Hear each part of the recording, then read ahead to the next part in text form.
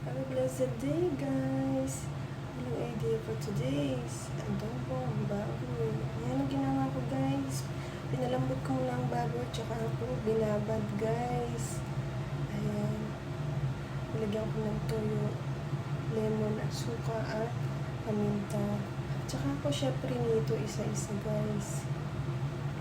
Masarap yan, guys, kasi mas lumalabas yung flavor ng adobo.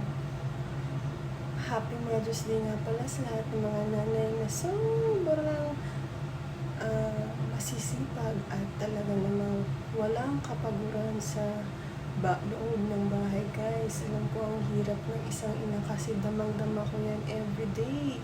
At ayan na nga, guys. Nilagay ko na ang patatas.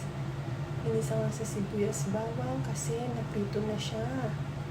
Try niyo yung ganitong procedure, guys. Napakasarap at talaga namang ayaw tumigil ni hindi kumain, guys, na adobong ito. At ayan, nalagyan ko dyan ng konting suka. At ayan na ang itsura niya. Uy, may commercial pa. Shout out sa aking camera paikot-ikot. Ayan, maraming salamat sa mga inang katulad ko na alam ko ang hirap nyo talagang para sa pamilya. Happy Mother's Day to all! Thank you for watching. Please don't skip ads. Bye-bye!